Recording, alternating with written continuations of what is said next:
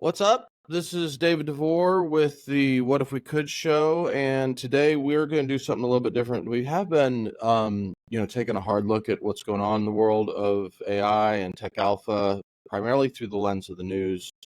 But for our day jobs, we actually we're actually, roll up our sleeves and do this stuff. So we thought that for a change of pace, what we would do today is we would teach something. And we've been deep in playing around and working inside of Stable Diffusion, and also have found a number of tools and tricks, one of which is called ComfyUI. And for those who are familiar with Stable Diffusion, it is a image generator, a generative image generator, and of course, if you're familiar with Midjourney, you're familiar. You put in a description and it gives you something back. What Stable Diffusion and ComfyUI do is they really give us a lot more control over the images. So if you want an image that is trained on a very specific look or feel, you may use something called a LoRa model. And if you want multiple images to start to have sort of consistency, then we found ComfyUI to be really, really interesting. So what we're going to do is we're going to have Bob Ullery here take us through it and crack it open, and Kevin and I will ask lots of good questions along the way. Take it away. Okay, so before we jump into Comfy, I thought I'd just kind of level set the ecosystem a little bit. You mentioned Stable Diffusion. There are many implementations of diffusion based generation out there. A lot of commercial grade tools. They're all really wonderful, even in sort of a nascent state in this industry. Most are very specialized, and I think they take a very simplistic approach, which is great in terms of driving adoption, people using these tools, which are incredible, both from output and a ton of fun to use once you sort of, learn how to make it sing a little bit. And usually folks land when you come to the realization coming out of like Midjourney as an example, where you need more control. Usually you find yourself looking at Automatic 1111, and that's what's on screen right now. Under the hood, Automatic 1111 and ComfyUI use essentially the exact same framework of Stable Diffusion under the hood. Automatic 1111 is much more of a form-based UI, and so this is really great as a starting point as you start to try out different models. And what is a model? A model is really just a state in time of a trained set of weights in a network that represent the data it was trained on. And so you'll see hundreds, if not thousands, of models that are free to use and download that represent all sorts of different styles. So think of these as like really huge models trained specifically to look in one particular way aesthetically. One place I'd point folks to check those out is Civit AI, CIVIT AI.com. Really great marketplace. It's free, though they have some premium functions on there. The idea that you could just run models directly from Civit's interface is a great starting point. But in general, that's kind of the go-to place to go and discover new models that might actually influence the type of vibe you're looking to output within your generations. And Automatic 1111 makes it really, really easy to both install directly from Civit by way of extension, and then leverage those models within your generations, as I mentioned, in a form-based approach. And that's kind of what you're looking at here. Here's my positive prompt. Here's kind of what I want to see in the image. And this is my negative prompt, what I definitely do not want to see in the image. The rest is a bit of minutia, the settings and configuration behind the actual models and the components that are in use in this generation. We won't go through everything here in detail. We'll go through a little bit more of these specific inputs on the Comfy side. But in general, if you're looking to get started, a great spot is using Automatic 1111, and you can run that locally on your machine as well. We started with Automatic 1111. We actually did a really huge generative in the summer last year, sort of drafting off the Pepe Frog vibe. We did a collection of 2,000 individual Pepe Frogs, all with their own unique backstory. And ultimately what we were doing behind the scenes is hitting an Automatic 1111 instance through its API to generate these Pepe Frogs as each one kind of came out of the pipeline. But in that effort, we learned a lot and realized we needed a lot more control over these generations for sure. And automatic 1111 can get you there. It's just not intuitive in that way. There is this notion of like sending results from this screen over to this tab over here, and then from that tab over to this other tab. It can work that way. It's just mentally not a great way to visualize a network of things going on. And skip to the prestige at the end when we talk about doing things like consistent character development. These actually turn into incredibly complex systems of many hundreds or even thousands of steps required to achieve the desired result. We are not going to start. What is that spaghetti? I know, right? This is ComfyUI. I'm going to show you a simpler version of this here in a second, but in general, you can think of it like, the ability to link different nodes together in the form of inputs and outputs. So each node doing its own thing, it's targeted, it's niche, it does one thing really well.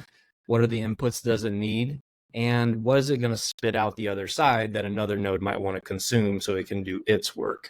And Comfy is really, really great at really orchestrating this DAG, right? This network graph of actions. And you're not limited or bounded to any particular paradigm.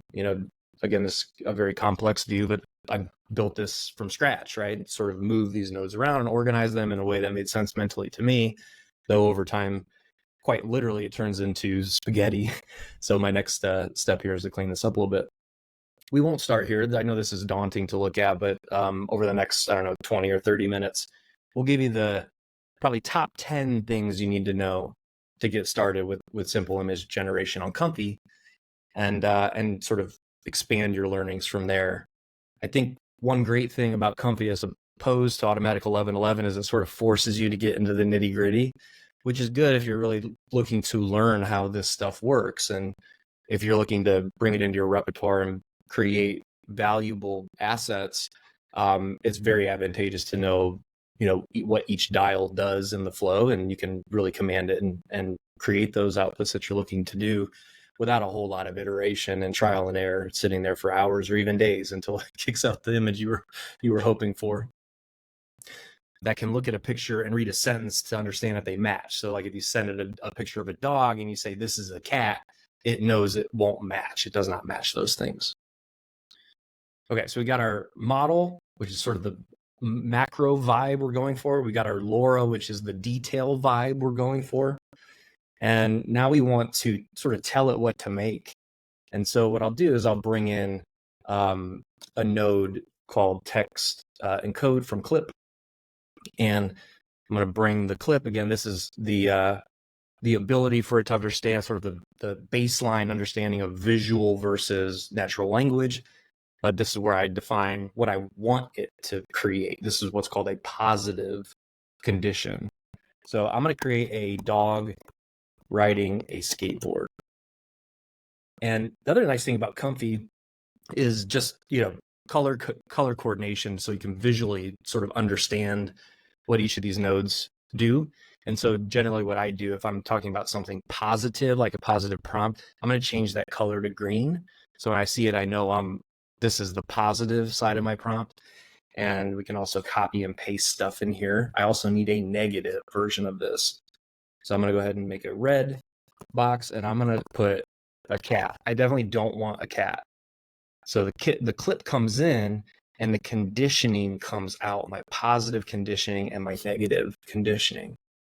Ultimately, those are going to go to my sampler. A sampler. So I won't give you the ELI5 first. Let's give you the other. So you can think of it, particularly in the context of generative models, it's a method to generate samples from the model's output distribution. In the case of stable diffusion. So let's jump in. Let's start on a fresh graph. And so a few things as I drop nodes on this canvas, I'll take a moment. I'll describe what those are, both from like a technical perspective, but also thank you GPT, and explain like I'm 5 version. So for the non-technical folks where this might sound like gibberish. maybe the ELI5 versions will be a little more helpful. Is there a hosted version of ComfyUI where somebody could or is it purely local? There are, yeah. In terms of consumer grade, I'd have to do a Google search, but you could probably look for hosted ComfyUI. I'm assuming there's a few out there. Otherwise, how we run it, since we're sort of doing large volume, we're running it out on GPU based hosting services like RunPod is our sort of go-to. So we run, as you can sort of think of it like an EC2 box on AWS. We're running a server. That server has a ton of GPU horsepower. It's got a lot of memory, which is also required as you start to inch up into more complex generation. Memory is usually the limiting factor in terms of what you can and can't do, though not always a blocker. What's interesting here too is this notion that you could break up multiple steps in a big ComfyUI workflow into smaller sub workflows and just call those directly and sort of move the outputs in between those if you run into some of those limitations. But in general, the more memory, the better. And so would recommend RunPod.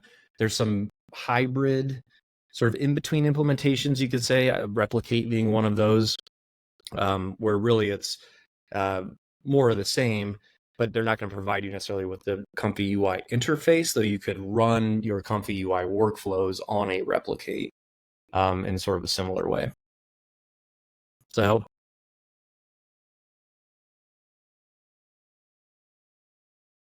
Okay. So let's get started. I mean, the first step of really any generation is deciding which model you want to use to accomplish your aesthetic that you're looking for. And as I mentioned before, Civit AI is my go-to. Word of the wise here, they have both safe for work and not safe for work models here. You know what I mean?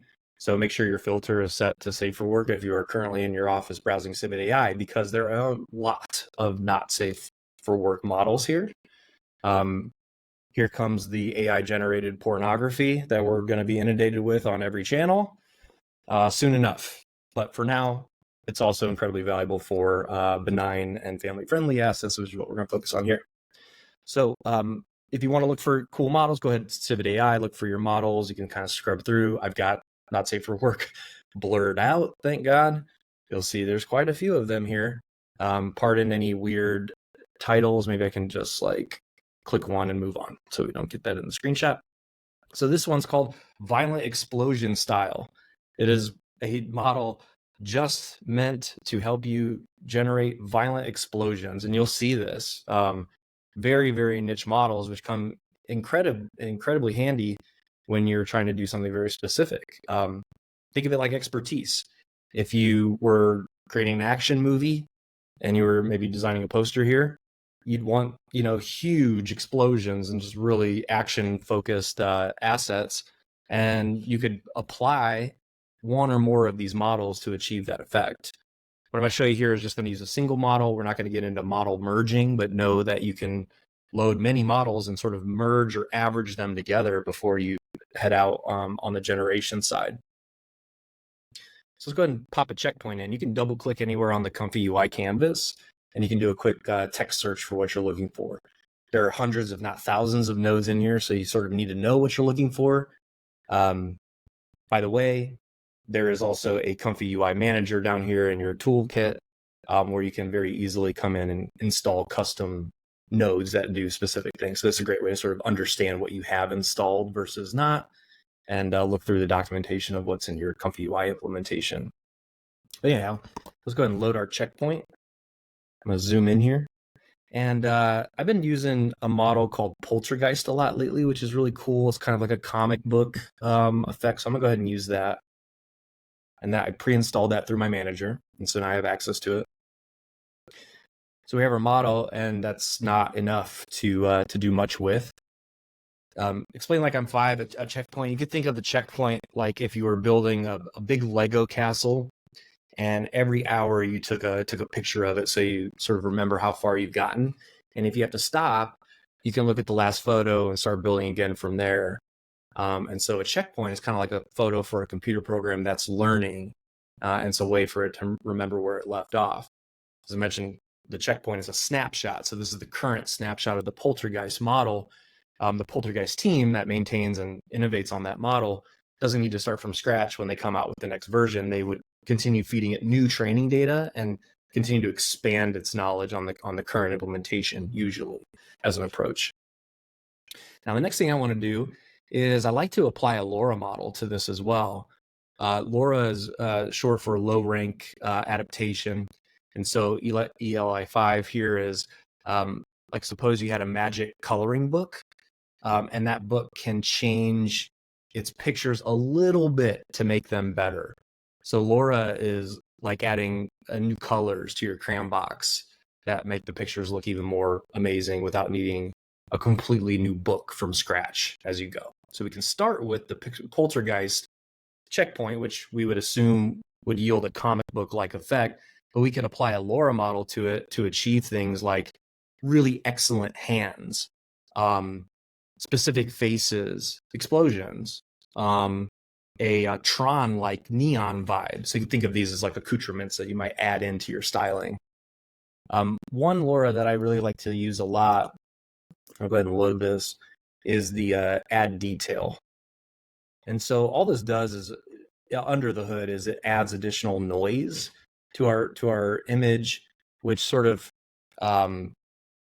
requires our sampler, which we'll get to in a second, to fix it, right? Think of the way this stuff works is we start with a very noisy image, like your TV back in the day, with static on the screen. And every iteration, it tries to paint it differently to achieve what it's set out to create, right, in your prompt. And so that's the concept of noise and this notion of iteration through noise. So the more noise, the more variation. Then is that the right correlation? Yeah, that's right. That's right. Well, and also counterintuitive, right? The more static you have in there, the more it's going to try different things to show you different variations of it. Yeah, that's right. It's kind of like if you were going to squint your eyes, right? And you're like, I think that's a car, and it's red, but is it a red Ford pickup truck? I can't tell. So as the model continues to draw, its eyes get more open, and that starts to come into focus. It's continually refining those pieces until it achieves its prompt, or what's called condition. So what I'm going to do here, and I'm going to use this add detail XL. It's also a trained LoRa model, so it's trained on images with lots of detail, and so it's trying to replicate that as an output. So we chain these things together. My checkpoint model that I loaded needs to go into the LoRa. The clip needs to go into the LoRa. Clip stands for contrastive language image pre-training. It's a model developed by OpenAI that essentially learns visual concepts from natural language descriptions. So it can understand text and images in a manner that's not specifically tailored to any one task. So it allows it to be applied to a wide range of things, including guiding generative models like Stable Diffusion. A ELI5 for that, you can sort of think of it like a really smart robot. Samplers are algorithms that guide this process through and affects the quality, the diversity, the characteristics of those generated images. And so the K-sampler is actually a ComfyUI based term. It's just sort of a specific implementation of a sampler. Within it, we're going to choose the sampler we want to actually use. And there are many, and they're all sort of similar, but they sort of trade off between speed and image quality. The one you'll probably see the most is Euler. DPM, DDIM are also pretty frequently used. And depending on what you have installed, you can kind of cycle through those. Ultimately, creating great outputs is a function of trial and error. A lot of these are going to be related to the model you choose. And so depending on the model you choose for your generation, it's always best to look through the documentation of that model and see what they have optimized it for. Usually Euler works well across many models. Some may be optimized for something different. So it's good to take a look at that, make sure you align to it. So what we're going to do here is our positive prompt condition goes into the positive condition of the K-sampler. Our negative goes into the negative condition of the K-sampler. Our model, which it started here, has now been affected by our LoRa. is an output of that LoRa step. I'm going to go ahead and chain that over. So now our sampler has our model, our positive and negative conditions. What it's missing right now is a latent image. So latent meaning, like in machine learning, the compression and decompression. So you can sort of think of it as representation of data in what's called latent space. And a latent space is a compressed, abstract representation of the data that the model is using internally. And so think of that as sort of, it will use latent space. We'll usually pipe in a blank latent image, which is sort of controlling our dimensions of the output image that we want. So there's lots of different ways to sort of use latent in your gens. So I'm going to bring in an empty latent image here. I'm going to go ahead and create it. Let's use like 768. Let's make it tall. So portrait mode. We'll go like 1024 wide. Batch size is really how many images I want to generate here. I'm going to go ahead and just leave it at 1. I'm going to connect latent to my latent image. And then from here, K-sampler outputs latent. And so again, that's compressed version of the data really representing an image, more specifically an image tensor, I believe, which is a representation of potentially even many images in one object. The last step here that we need in order to see this image is a VAE decode. VAE standing for variational auto decoder. Let's see. So it's a I'll give you the ELI 5 version of this.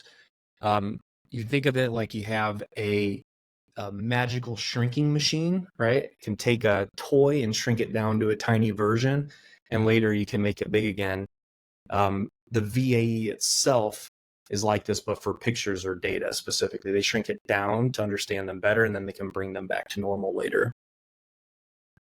Usually you'll always see a VAE decode step between the generation process and the actual image that you're looking to save or use somewhere else. Now I need to connect my VAE, my variational auto encoder, which is part of the model that I loaded. Another kind of just quality of life helper here in Comfy is, I could do this, connect them across. There's nothing wrong with that, other than as these workflows get really robust and big, it gets a little bit harder to follow your connection lines. So what I like to do is use what's called a reroute. You can just take this and drag it off, click reroute, and you can actually use a lot of these together if you like, and that helps me keep my workspace clean. I can more easily sort of understand where these lines are going. And then finally, I want to see that image. So I'm going to drag this out. I'm going to use a preview image here, and that's going to show me my dog on a skateboard, hopefully. Let's run it.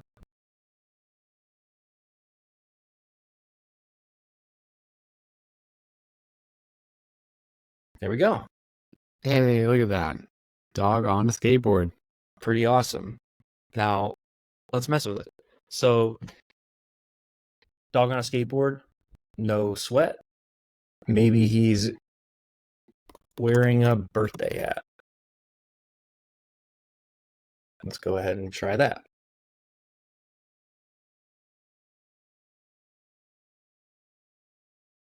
There he is. Look at that guy.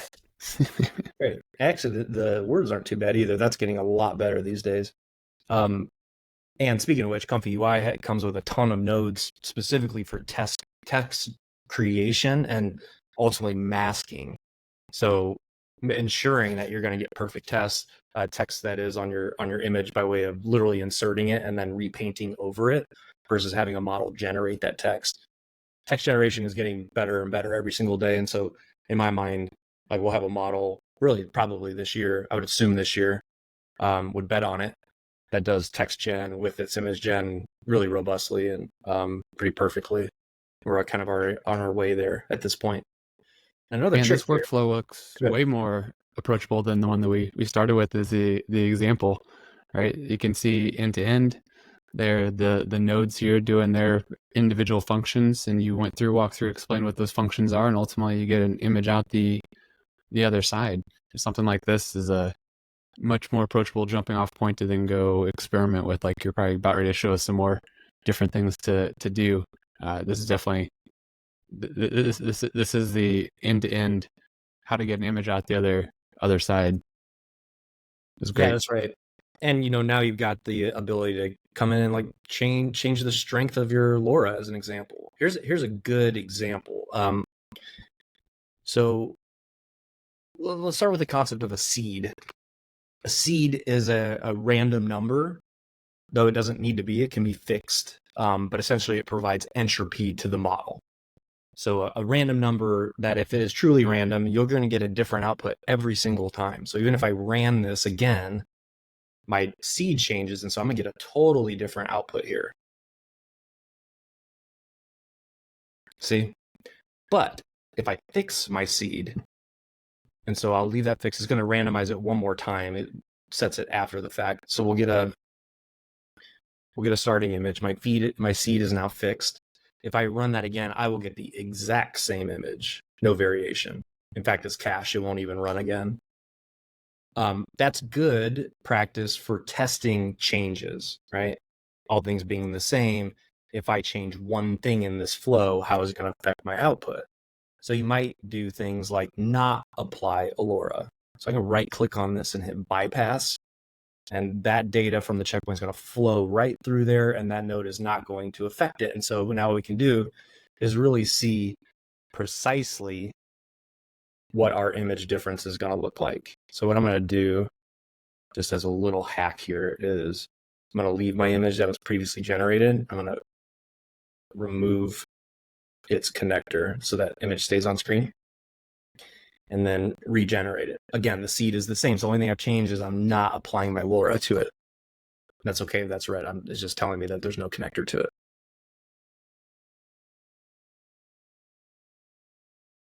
So very similar dog, right? I expect that. The LoRa isn't part of the sort of generation process in terms of how it's going to be painted necessarily in terms of the dog itself, just aesthetically how it's going to look. And so you can see that detailer actually creates some pretty amazing features on the face. Cleans up the eyes really well. The tongue looks a little more glossy. The fur is shinier. You get more detail in the skin pattern. So on and so forth. The hat is a little bit nicer, especially the palm ball at the top. Ears are better. So that's an interesting way to sort of test out theories as you want to sort of toggle different trials of settings. I like that LoRa scope back. The other side here that I'll just dig into, and then we can figure out where we want to go in terms of the demo, is the settings on the sampler itself. So I'm going to leave my seed fixed. Steps are really the number of iterations that it's going to use to try to achieve its positive and negative conditioning. More steps doesn't necessarily always mean a better outcome. You can sort of overstep it. So it's continually iterating on something that was already good enough. And so it gets pretty wild. They're very contrasty, heavy lines, or ultimately makes no sense at all. And then you've got CFG, and CFG is class conditional generative flow. And so you can think of this maybe like a mood, I guess. It models the distribution of the data in a way that allows for sort of control generation based on specific inputs or categories. And so ELI 5 on this is, imagine you have a magic paintbrush, right? And you can paint pictures based on your mood. And if you're happy, it paints sunny skies. If you're sad, it paints rain. CFG is similar to that. And really what this means is how similar do we want it to be compared to our prompts? Again, higher numbers you may think yield better results. Not always the case. It depends on the model. It depends on what you're actually generating. And so both of these things are commonly tinkered with until you get that sort of perfect output you're looking for. I'll usually run steps between 20 and 30, CFG between 5 and 14-ish, depending on what I'm trying to generate. Yeah, that makes sense. The steps one's really interesting too. I had an art teacher in high school that would do commissioned paintings, and on the side, and so he would work on them from time to time in his room, and we'd come back like 2 days later, he's made more progress on this giant mural. It looks awesome. And we're like, that's, give him compliments, give him flowers for it, right? And then we'd come back, 2 more days later, and he overstepped. He kept going. He added more layers, and next thing you know, it ends up with like this super dark, you really can't tell what it is anymore, painting, and those end up in the trash, effectively. So it makes sense. You keep going too many times, too many passes over it, and it's too far. But you have to find out what is too far. And so it sounds like good range that you found in steps is 20 to 30 gets you there a lot faster. Yep. And so here's that comparison again. So this is actually with 40 steps on it, which is not bad, right? I like that. So I might, because I've sort of trialed it out, it's okay, I'll use 40 here. But usually, like, part of the reason why some of the dev work takes so long on Comfy side is you're sort of constantly just like tinkering, like tweaking something so minute, like, oh, what if I bring down the CFG by 0.1? What's the effect? And then, extrapolate that out to thousands of nodes, and you've got yourself a huge time suck, though it's a really fun one. But word of caution, it's easy to go down that rabbit hole and not find yourself for a couple hours.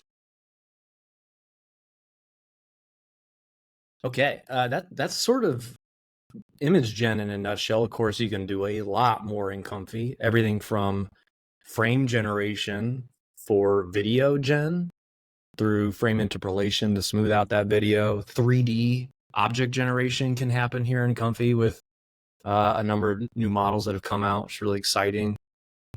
And so just in general, I'm sort of falling in love with it as an interface for sort of graph or network-based programming, which seems to be everything is in this new world, right? Graphs and networks. And so this, I think, is going to be a tool that's really useful far into the future. I'm excited to extend it and build other interesting things on it. Yeah, the really complex one that you showed us, that you've spent a lot of time building out, that's got a lot of different nodes into it. I liken it to that one. I liken it to classic software development, traditional software development, where each one of these nodes or grouping of these nodes would be code that would be a microservice that does a function. And then what do you have to do? You have to pass data into it to run its function, and then it does what it does, and then it passes it on to the next thing to do whatever the next function is, or to display it. And that's really what this is, in a very visual way, is taking pieces of data and moving them through the functions until you get to where you want to go. And I think it's really neat to be able to hopefully open up access to a lot more people to effectively, visual programming here with networked mindset, and in what kind of problem space will people be able to explore then that otherwise they wouldn't have been able to if this was in bits and bytes of lines of code that they would have had to follow along and try to recreate those functions in code for each of those microservices. So this is while it looks daunting, is an even more approachable version than if this was in pick your language of code, and how big of a repo this would be for somebody to go through and try to figure out what's going on. It'd be huge. I was thinking about that yesterday, actually. So I've spent about, 3-ish, 4 weeks on this, pretty much heads down on it. But had I not had this approach and everything was built from scratch in raw Python or whatever, I think it's 3 to 4 years of engineering. It's incredibly complex, and so the acceleration is invaluable. In this flow, I won't give the detail away because I do think this is a first of its kind, and partly the reason this was a sort of lagged engineering feat in terms of weeks and not hours or days is it hadn't been done before. So profound lack of examples to sort of base ideas off of. But essentially what we've pulled off here, and you'll see bits and pieces of this in different Comfy workflow examples that you'll find online, is we're doing full character, consistent character swaps in an image. What you'll find in examples, another great site to find some of these examples is comfyworkflows.com. Highly recommend this one. literally find something you like. So here's a woman walking on the streets of Tokyo. You can come in and literally see that workflow here, download it, and you can just load it over here and run these things. Really cool. Is that a big download? Is that like gigs of data that you then have to go install? Well, so I'll answer the full question. Yes, the workflow itself is small, a couple kilobytes, right? It's just JSON identifying, really sort of outlining the flow itself. When you load it for the first time, Comfy will tell you what you're missing. You're probably missing some of the custom nodes that they used in it. You might be using some models, missing some models. And so within the manager, there's a function called install missing custom nodes. You just click that, and it will show you a list of those nodes that you're missing. You can click install next to each, restart your Comfy, and there you go. That's great. While the models and the data, that you might need for reference could be really large and have, taken hundreds and millions of hours of training potentially to access those, to create those, to be able to work on and trade the workflows themselves is just a matter of a JSON file, like so tiny, so small. That's how websites are rendered every time you load a page, right? Is basically you're going to get some JSON in there trading data back and forth like super fast. So that's so cool that this whole complex thing is represented in something so quick and tight and easy to share, even if the models, you have to go get the underlying data. But like you said, that's where things like checkpoints come into play, so you can reference exactly where and what you need from these models that have had lots of compute put into them to get them to where they are. Yeah. You know what else is kind of cool? The team that built ComfyUI is just in a league of their own, because this has been around for a couple of years now, and like they had the foresight to build something like this prior to the wave that we're experiencing is pretty incredible, notable. But something they did just because, I guess, when you generate an image in Comfy, it will embed the entire workflow in the metadata of that image. And so if you find an image or receive an image coming from Comfy, you can just drop the image right on the canvas and it will show you the workflow and you can just run it. Very cool. Wow. But the point here of this workflow and the unlock was, Can I ask a question? Can I ask a question about that real quick? Hmm? So, you said it's embedded in the image, like it's embedded in, like if it's a JPEG, it's embedded in the JPEG. In the metadata in the file, yeah. In the metadata on the JPEG file. Interesting. So it won't affect the visual side of it. Yeah. Got it. Yeah, it's kind of neat. So it's a super fun way, especially from like a catalog. If you had a lot of these things, like, oh, well, what's this one do? I can't remember. Like if you had 50 versions of this thing, like how do you know what version 1 does versus version 40? A lot easier just to look at the image and be like, oh, that's the one. So what we've done here, and what you'll find on most examples is, some character consistency. If we're going to do storytelling, even if that's a local story, meaning like a few frames, something sort of self-contained, or a elongated canon, we can't have a person with a totally different face, different color hair, and wearing different clothes in the next frame of the movie or the story, right? They need to at least be somewhat consistent between those frames so that the viewer of that, the consumer of that story, doesn't get, pushed back by the fourth wall and just check out because it makes no sense whatsoever. So you'll see examples usually of, here's how to do that with one person in an image, right? And we need more than that. We need character consistency across a large swath of characters from a library of characters that have consistency across every story they are put into, right? And so really that's what we've pulled off here. On the left is our character library. You'll see their headshots. You'll see their full body images on green screen. These are generated people. They're not real people. We then either generate a new image given a prompt. So I want all these people here at a baseball game, right? Two things can happen. You could load a picture of a baseball game with people in it, and we'll use that, or generate a brand new image of people at a baseball game and use that. In either case, what we do is through a custom mesh masking node that really took the brunt of these 3 weeks to build, we've done something that doesn't exist, which is easily take each individual that's in that starter image that we uploaded or the generative one, and we mask them, but in a different way, which is by color. And so you'll see over here, each character has a representative color, which we can set to whatever we want.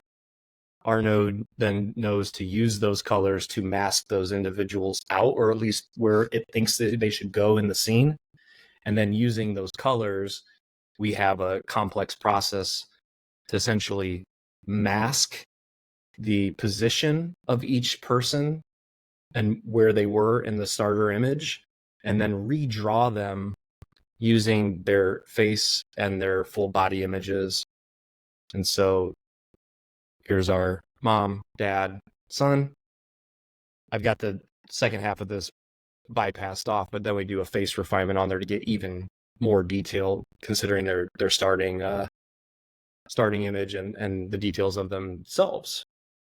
So I won't go much further into that. I don't want to give away too much of the special sauce because there's a lot going on there.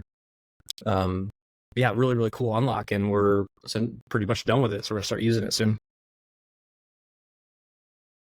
Awesome. Go for it, Kevin. I was gonna ask, like, what else are? I mean, obviously, simple image generation, right?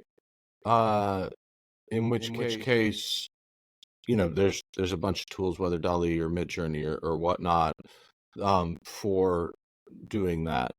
What are people, the people who are sort of building in ComfyUI on the edge? What are they doing? What are the use cases that somebody's jumping off to Comfy versus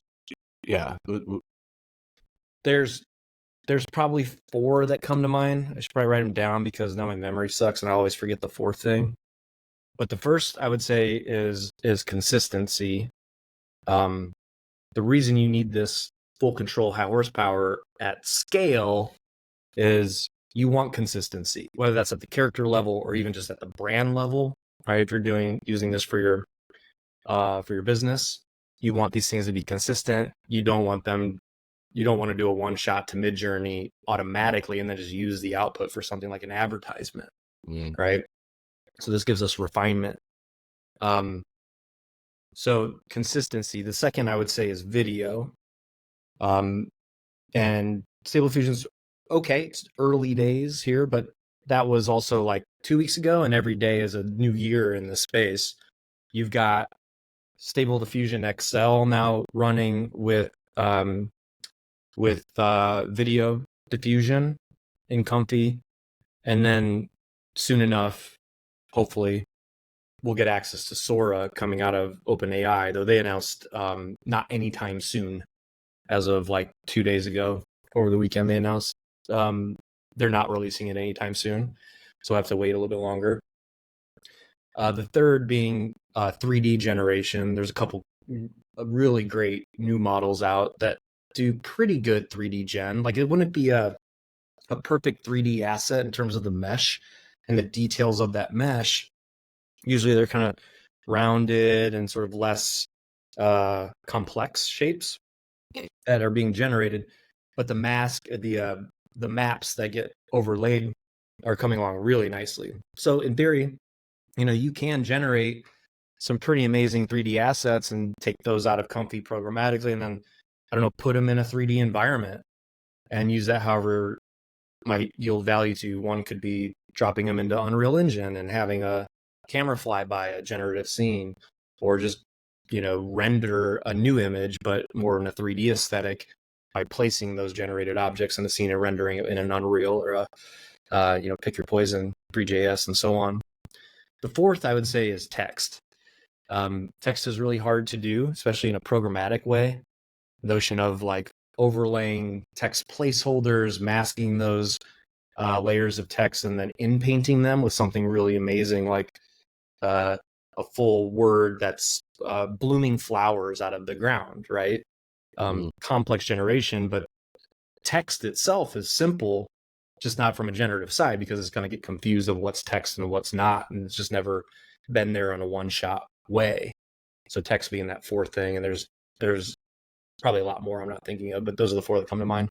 And do you think of text as using the same sort of masking utilities as characters? Yeah. And by the way, there's tons of great third-party comfy nodes that you can use. One that I like is ComfyRoll. So you get in here, and there's some great graphics around text. So you could just draw some text on a image, right? Here's the text. Here's all the components around it. And then how you use that is really up to you, right? It may be as simple as, hey, let's create baseball cards with these people, right? We know their name, so let's just overlay the text on there, just a simple, graphic. That's not really generative. That's okay. That Comfy can support that. You might want their name tattooed on their neck, right? That's different. That's where masking would come in. Cool. I had a question around when we started working, especially you dove into working with Automatic 1111 as an interface to create images from Stable Diffusion. There was you found a lot of value and emphasis in using the negative prompt words to get to where you wanted to go. And it looked like even in the example you showed, you had some probably standard ones that you've copy pasted over time. Things like, not messed up hands and not missing arms, and the really emphasizing those things to try to get the opposite of that, which is good arms and hands and such. These are the three. Yeah. The three you need in every negative prompt. Yep. And so how much using ComfyUI and being able to add in so many more nodes and steps and refinements in there, how much have you found leveraging the negative prompts is changed it much, or do you kind of really have the set default negative prompts like you just showed, and you're really not tweaking those, and it's all about the positive of going back with the refinement models on top of it? Kind of is there a big difference between that Automatic 1111 and ComfyUI and the negative prompt value, or is it kind of the same? Yeah, I see myself using negative a lot for like big macro things like bad hands, malformed eyes, bad noses, weird head. I don't know, like just things that I generally don't want. And that's usually iterative, right? The function of like generating a lot of runs here, which might take a minute or so. And seeing something for the first time, like, oh, I never want to see that again, put it in the negative. And then the other side is depending on the model you're using. So great example is this one, Poltergeist. Actually, if I search for this, you'll get a good look at what it's really set out to do, which is that comic book style, right? But is trained on a lot of superheroes, and so it kicks out a lot of superheroes. That's not what I'm looking for. I just want the aesthetic style of the comic book that I liked here. So you'll see in this negative that I comment out Wonder Woman, Superman, superhero on purpose, because the model is very much wanting to kick out superheroes. So I'm just enumerating the ones I've seen over time. Clearly it's been trained on Wonder Woman and Superman, because once I did that, I don't really see them much anymore. And then the other side is like, I think from the creative element too, I might say, yeah, we definitely don't want a cat on our dog, but maybe we also don't want round wheels. I don't even know what that's going to do, but clearly a skateboard has round wheels. Let's see. And will they come back as cubes? Will they be triangles? I don't know.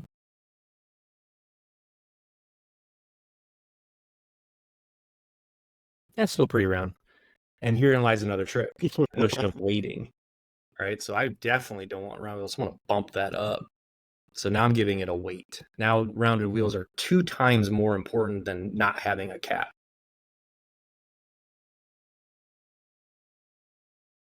And so that's just a function of putting a parenthesis around either negative or positive, and a colon with the weight you want, which is essentially a multiplier. Think of it that way. You can also downgrade it. So like round wheels, maybe we want like less. We don't want them, but if they do show up, okay, just not as prominent.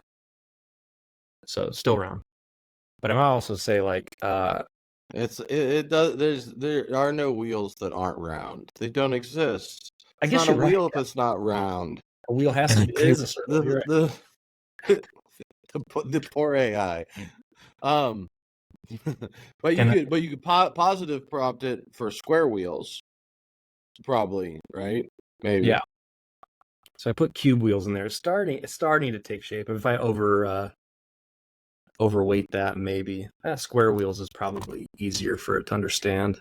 I mean, this is another good example that all of this is probable statistical math. Every bit of this, from the model to the prompts going in, and why it takes trial and error to get to a workflow you like and the images you like out of it, because this is all randomization math, and you're narrowing in the problem space or broadening the problem space of what could come out of that random math. Yeah, and every small nuance changes the outcome. You can think of it for the blockchain nerds. If you changed one bit of a transaction on chain, you get a totally different hash, right?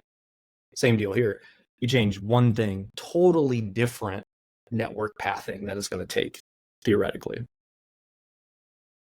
For some reason, I cannot get square skateboard wheels. So if I really needed square skateboard wheels, I could keep iterating on that. I might also Photoshop some square wheels on here, or find another way to generate some examples of that, and then train a LoRa model.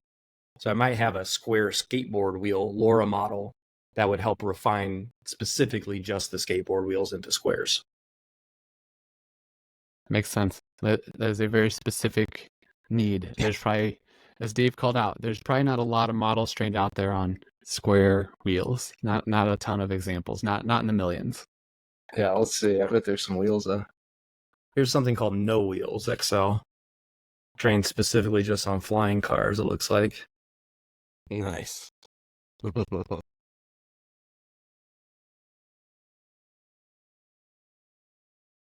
Yeah, pretty cool. So you think it doesn't take a lot to train a LoRa? You might need, I don't know, 20 images or so. So if you had good representations of the vehicles you wanted without wheels, you might just go and manually Photoshop those wheels out and then use those as your training data for your LoRa.